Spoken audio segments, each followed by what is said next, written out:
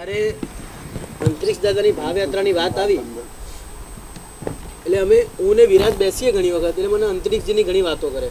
પોતે તપોવની છે, તપોવનમાં ભણેલો છે અને એના લીધે થઈ એ અંતરિક્ષ દાદા સાથે જોડાયેલો છે, અંતરિક્ષ તીર્થ સાથે જોડાયેલો છે.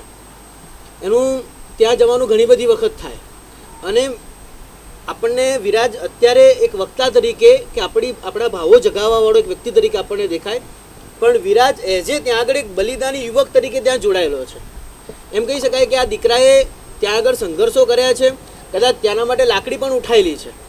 અને જ્યારે વિમલન મહારાજ સાહેબને ત્યાંથી સમાચાર આવે ત્યારે દીકરો ત્યાં 10-15 દિવસ એ અંતરિક્ષજીમાં રહેલો પણ છે. અને અંતરિક્ષજીની પ્રતિષ્ઠા હમણાં જ્યારે નવા દેરાસરની પ્રતિષ્ઠા થઈ ત્યારે સંપૂર્ણ પ્રતિષ્ઠામાં ત્યાં આગળ ઉપસ્થિત હતો. એટલે અંતરિક્ષ દાદા સાથે એનો વિશેષ લગાવ છે. અમે ઘણી બધી વખત એને સાંભળ્યો, પણ આટલું નાભીથી કે એની આંખોના ખૂણા ભીના થઈ જાય, પસીને રેપઝેપ થતો હોય અને આપણી અંદરમાં એક કરંટ પેદા કરે એવું જબરજસ્ત આજે બોલ્યો. એના મૂળમાં અંતરિક્ષ દાદા જોડે પહેલાંથી જોડાયેલો છે અને એની ઈચ્છા છે કે સાહેબ જે દાદા આપણને પૂજા કરવા માટે મળ્યા છે, બસ મને ઘણી વખત બેઠલે સાહેબ કે સાહેબ પરમાત્મા ભાગમાં મળ્યા છે, પરમાત્મા ભાગમાં ન હોવા જોઈએ, પરમાત્મા તો એકલા આપણા હોવા જોઈએ. અને એની અંતરિક્ષ દાદાની ભાવયાત્રાઓ જ્યારે હમણાં ગયા જ વર્ષ ચોમાસાની અંદરમાં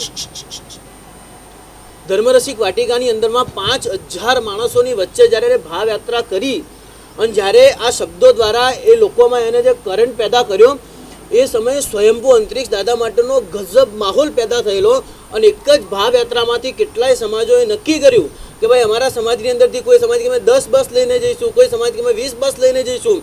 થરાદ ત્રિસ્તુતિક સમાજવાળાએ નક્કી કરી અને લગભગ 100 બસ સાથે અંતરિક્ષ દાદા જવાનું એ લોકો એ સમય નિર્ધાર કરેલો. એવા જેના શબ્દોની અંદરમાં જેને તાકાત ઊભી કરેલી. ફરીવાર અગેન આજે એના ભાવોને વધારીએ આપણે ભાઈ.